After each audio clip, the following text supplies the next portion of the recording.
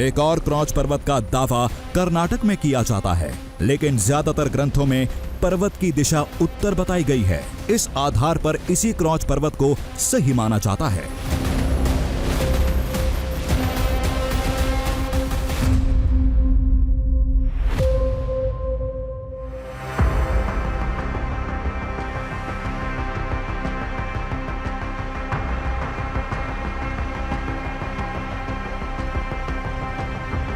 ये पर्वत पौराणिक है।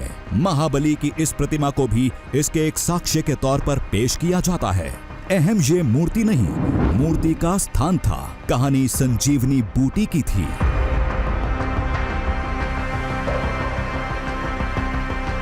कहते हैं कि भगवान हनुमान इस इलाके में आकर कुछ दिन के लिए रुके थे और जिस स्थान पर वो रुके थे वहां से वो द्रोणागिरी पर्वत को देख रहे थे। इसीलिए उनकी जो मूर्ति बनाई गई है उस मूर्ति में भी उनका चेहरा द्रोणागिरी पर्वत के तरफ ही है।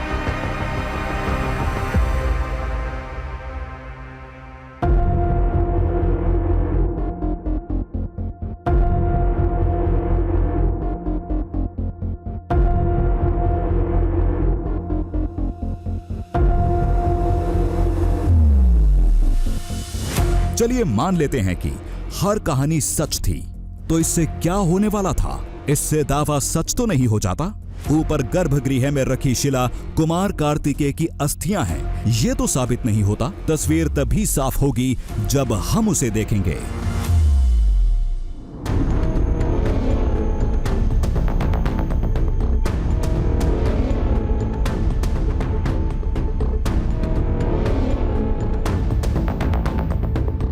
अब महज इन चंद सीढ़ियों का फासला रह गया था, जिन्हें तेजी से पार कर हम शिखर पर पहुंचे।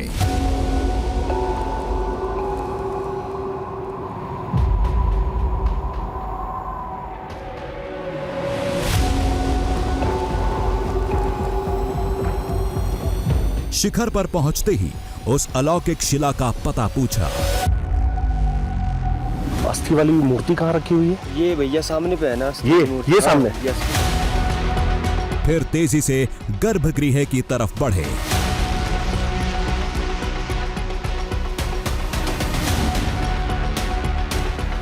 करीब पहुंचते ही झटका लगा। गर्भगृह पर ताला लटका था।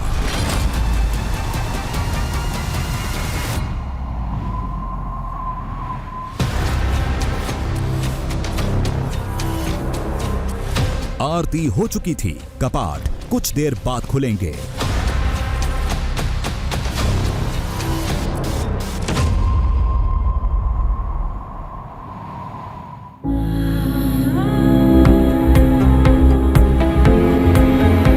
तब हमने गौर से देखा, क्रॉच पर्वत के शिखर का दृश्य अद्भुत था।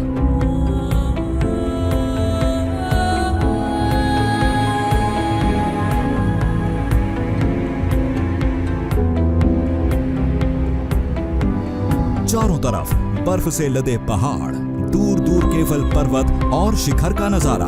वादियों के बीच में ये धाम। चोटी पर गर्भगृह के अलावा और कुछ नहीं था।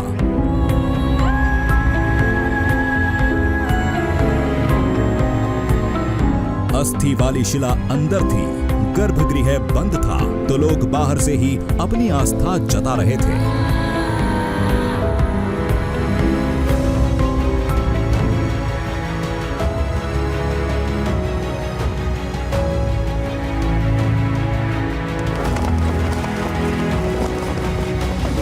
भगवान कार्तिकेय की एक मूर्ति बाहर भी रखी थी।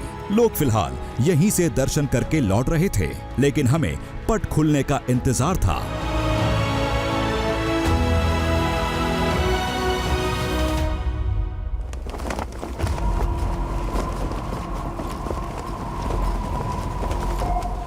क्रॉच पर्वत के ऊपर कब से कार्तिकेय स्वामी की पूजा अर्चना की जाती है, इसे लेकर लोगों के बीच एक मत नहीं है। जितनी मुंह उतनी बातें हैं। किसी का मानना है कि 5000 वर्ष पहले से ऐसा होता चला रहा है, किसी का कहना है कि 1000 साल पहले से ऐसा होता चला रहा है। जितनी मुंह उतनी बातें हैं, लेकिन जितने लोगों से आप इस कहानी को सुनेंगे, जानने की कोशिश करेंगे, उसमें एक बात बिल्कुल कॉमन है। एक बात जो हर किसी की बातों में है, हर किसी की कहानी में है, वो ये कि कार्तिकेय स्वामी के अंग के अवशेष की पूजा की जाती है इस स्थान पर।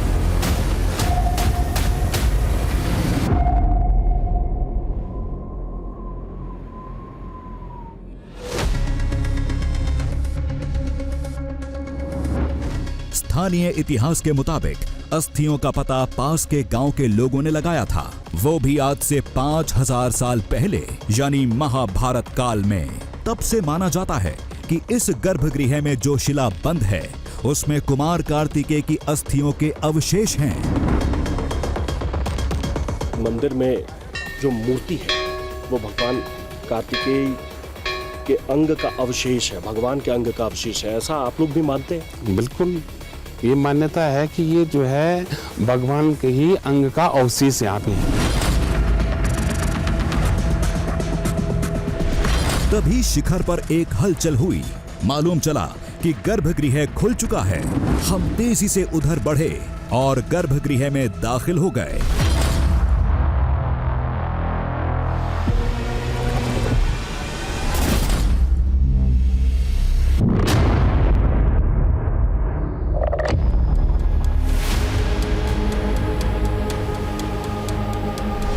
अंदर मूर्ति की जगह एक बड़ी सफेद शिला थी, गोल आकार की, जिसके बीच में एक खास तरह का प्राकृतिक सफेद चिन्ह बना था।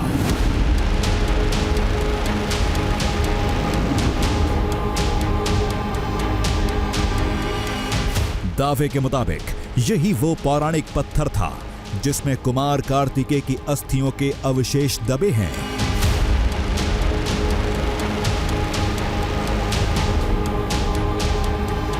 वहीं पास में कार्तिकेय भगवान का हथियार भाला भी रखा था।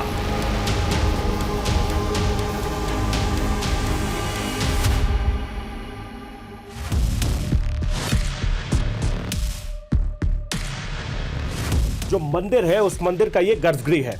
गर्भगृह में जो शिला है जिसे भगवान कार्तिकेय का प्रतीक माना जाता है, कहते हैं कि ईश्वर के अंग का कुछ अंश यहां रखा हुआ है।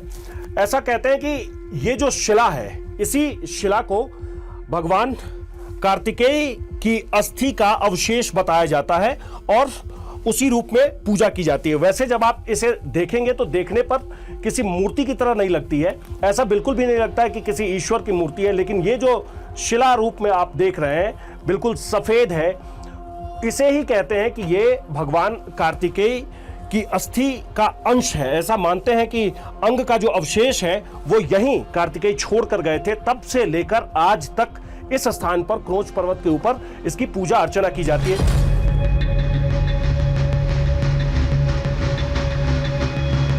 फिलहाल तो हमारी नजर केवल शिला पर थी, एक टक देखे जा रहे थे।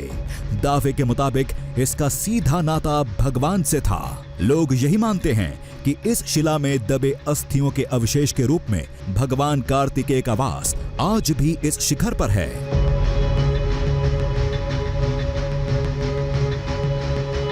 प्रथम पूज्य जब भगवान गणेश को बनाया गया उसके बाद कार्तिकेय नाराज होते हैं और वो अपनी अस्थि को लेकर यहाँ छोड़ने चले आते हैं और इसी स्थान पर वो अस्थि छोड़कर चले गए और तब से लेकर आज तक उनकी पूजा अर्चना की जाती है। ऐसा माना जाता है कि कार्तिकेय इस स्थान पर खुद रहते हैं।